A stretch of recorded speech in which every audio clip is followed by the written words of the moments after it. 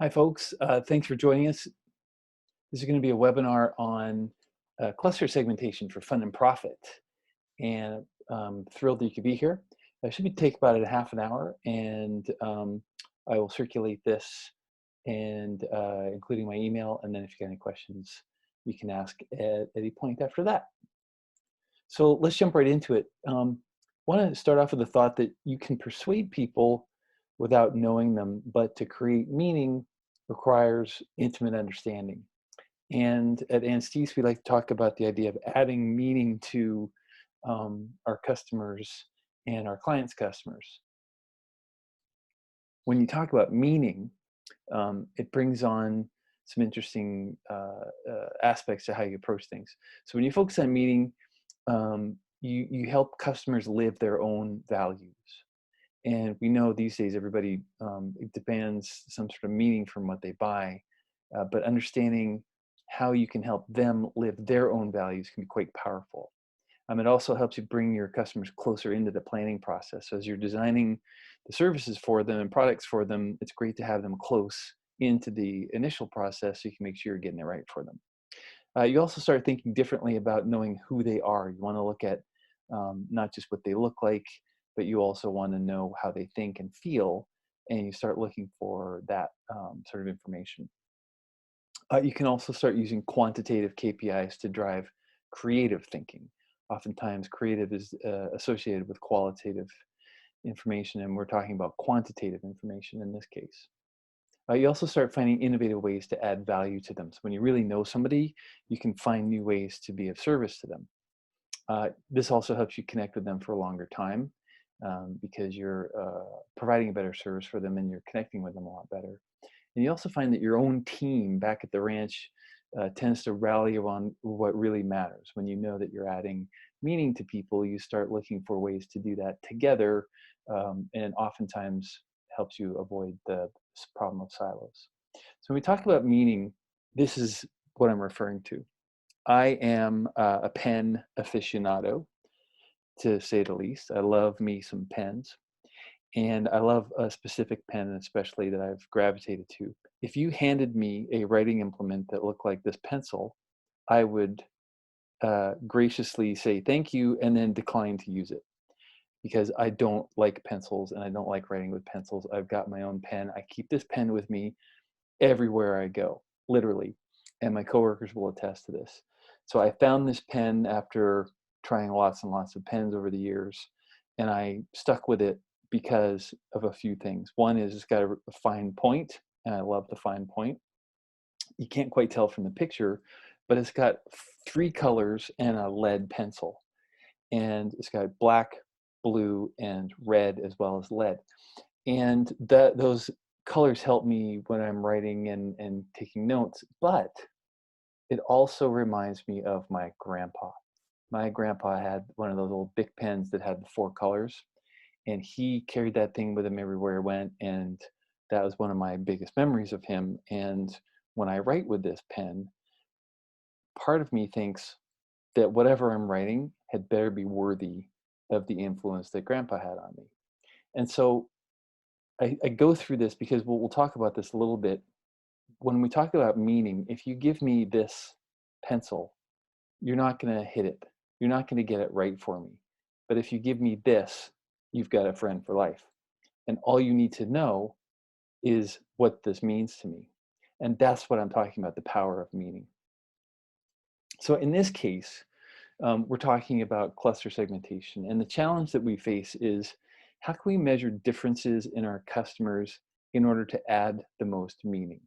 So we assume that we can't hit everybody at an individual level. We need to group people, and we want to make sure that we get those groups right.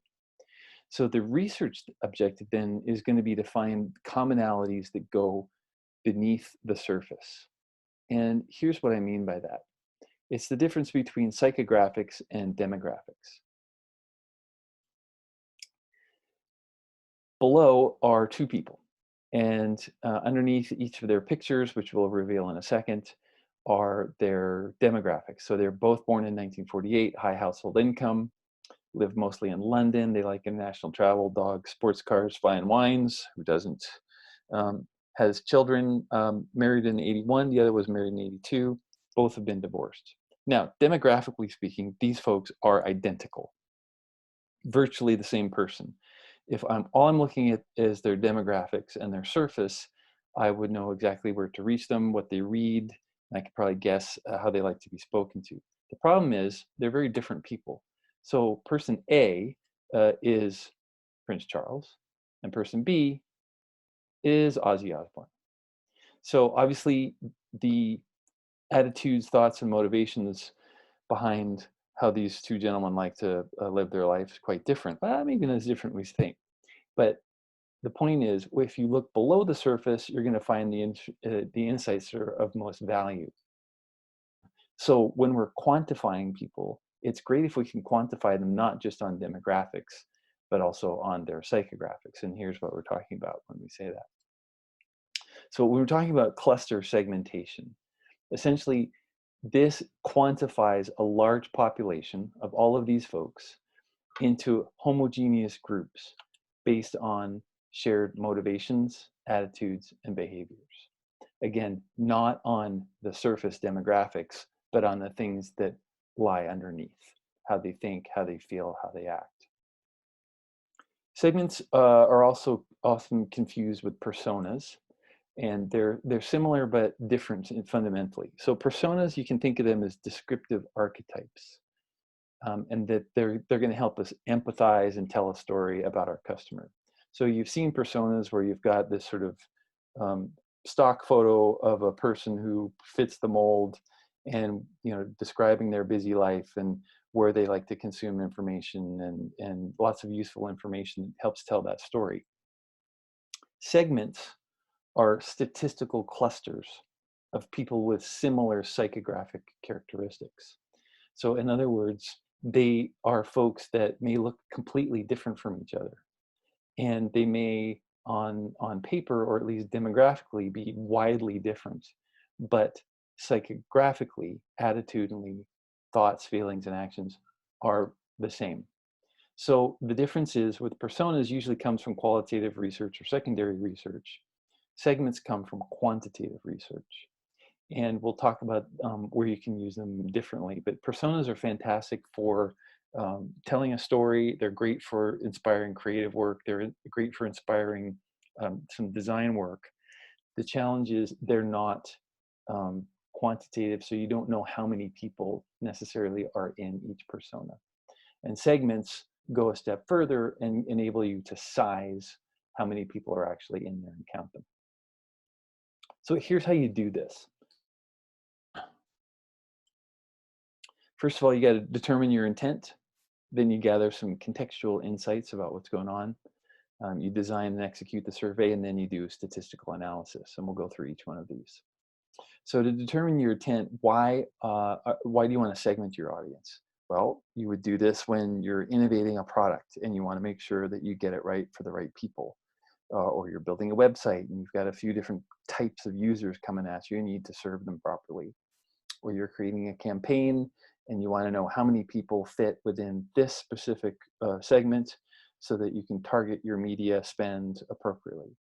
Or you're rebranding, or any such thing. So really, it's just a matter of making sure you understand clearly why you're doing this. But then the hard part is establish what you already know and identify the gaps in what you don't yet know. And this is usually the biggest stumbling block. We rarely think about what we know, let alone what we don't know. And so the challenge here is to say, all right, well, let's say we don't know how many different types of people are coming at us for this website or for this project, and we need to know exactly how many people coming to us fit in different groups. So really, it's about understanding what you don't yet understand, because if you can clearly understand that, then you're able to fine-tune the research and it's going to be useful. Oftentimes, research falls down at this stage because we try to be too exploratory with our findings and hope some sort of insight falls from them. That rarely happens. Usually what happens best is you've got some sort of hypothesis and you say, I think we've got these three groups of people coming at us and here's how we think they're different. Great. Start with that. We think that's true, but we don't know it. Let's find out. And when you can sort of meet the research halfway with your hypothesis, you're going to get a much better result. You may find that your hypothesis is completely wrong, but it doesn't matter, because that's the whole point. We're trying to find out what's actually going on. But if you start with a good understanding of what you're missing, then that's a great way to proceed. So then you gather contextual insights. And by this, we mean what's going on in the industry with the audience or with your product. So an example might be, let's fine tune how things actually work for our product. Back to the pen. So we think there's people that like pencils. We think there's people that like normal pens. And then we think there's this weird group of people that likes these 4-color pens. What is that weirdo in the middle all about? And so getting an understanding of what the market research tells you that's readily available, what does the secondary research, what's out there right now, what can you find? So again, gather as much insight about pens and pencils as you possibly can. And again, start looking for the thing that's missing from your understanding. Next, you want to identify some key differentiators. So based on that secondary and original sort of research, identify the distinct areas your audience is going to hold different opinions. Again, this is more of the same kind of idea where we want to have a hypothesis of what's missing.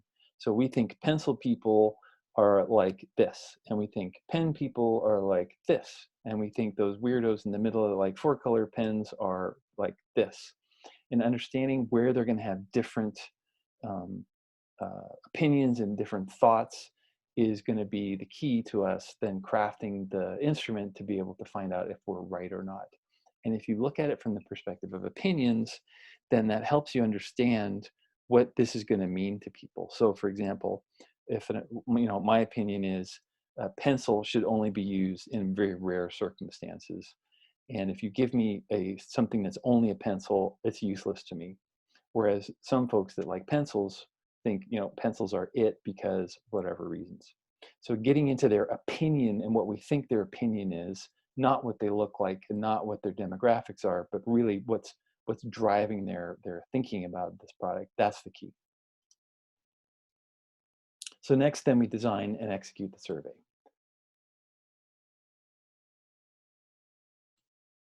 We excuse me, I get choked up just talking about this stuff. So we use a bunch of different tools for primary research. In this case, you would use an online survey that's got statistical analysis in it to a certain level, and however you do the recruiting. So in this case, for most of ours, we would use Survey Gizmo and do our recruiting through Lucid or one of the other large recruiters. These others probably wouldn't necessarily fit in this case, but we can chat about those in another survey or another seminar. So using those key differentiators as your foundation, right? Those different opinions, then you start designing the survey questions to get at those thoughts and feelings and attitudes. Because the more we dig up in terms of those psychographics, the more then we're able to do the statistics and analysis. So when it's time to do the analysis, what we do is use a machine learning clustering technique, which develops the audience segments based on the results of the survey. And if you want to get nerdy, you can Google k-means clustering, so k-means clustering, and that's kind of what it looks like. But Google that if you want to get nerdy about this and get the details of it. Essentially what happens is the cluster analysis is going to group those survey respondents into those segments that we've been talking about based on how they answer the psychographic questions. And those segments are defined by the likelihood that they're going to be in the segment that responds to that in agreement with a survey. And I'll show you an example of what it means. So this is a sample output of a segmentation stats analysis. And here you see one of the questions. So this question was, this is all about financial advisors. So I want a face-to-face meeting with my financial advisor. That was the question. Agree, disagree, etc. So those sort of psychographic questions are used then to form the basis of this. Here's another one. I prefer to do things myself. I'm providing a safety net for my family. I want to explore the world. Things that get sort of under the surface. These questions down here are demographic. So these are would help us then after we do the clustering to say, okay, well, in this cluster, here's how many people fit this demographic. So you don't lose the demographics. You just don't segment people based on those. So we do the demographic stuff afterwards. It's not part of the clustering. And then these columns represent the clusters that the algorithm has determined based on that data set. So here's segment 1, segment 2, and segment 3. The percent scores here represent the probability that the respondent in any given segment is going to answer yes to that statement versus the average. So in other words, these are the folks that stand out, either highly agree or more likely to disagree. So for example, in this one, people in segment 1, which is this, are 16% less likely than the average to prefer doing things themselves. So, right, I prefer to do things myself. These in this cluster, 16% less likely. Whereas in the next one, this cluster, they're 20% more likely to prefer doing things themselves. And then segment 3 is kind of on the bubble. So that difference between these segments is quite interesting. And so what we do is that level of analysis for all of those questions. The number up at the top here is the size of each segment. So those are the numbers of respondents that fall into each one. So what this is helpful for is if you have a representative sample of your population, which is a big if, but if you do, then you are able to say that, you know, approximately this is 1,000 people in total. So 0.4, so 40%, basically 41.5% of your population is going to be in segment 1, and 21.9% of your population is going to be in segment 3, etc. So what this helps you do is it helps you size your market. So if you know that the segment 1 is your target and your focus, and people that are going to make you the most money, stop spending money on segment 3 and 2, for example. So it just helps you with your quantitative discussions. So up at the top, the algorithm runs a number of different clusters, and it looks for the replication rates, for the ability to predict the outcome properly. So in this case, if you said, I need 3 clusters, it's going to give you 83% solution. So in other words, 83% of the time, it's going to get you the right sort of segments. You don't have to pick 3. You can say, I need 5 clusters. But the problem is, it's not going to be as accurate. So the stats will tell you what the results are. You decide how many segments you actually need to have. So, and again, in this example, the replication rate is the highest for the 3 cluster solution. That means it's the solution that's going to give you the most consistent results. And you don't necessarily want the stats tail to wag the dog of strategy, but if the stats are telling you that you're going to get a more robust solution, that's probably where you want to go. And just so you know, F scores are the statements that are the strongest differentiators across the segment. So high F score means that really jumps out at you. So for example, down here, I'm a big user of social media. That really differentiates folks.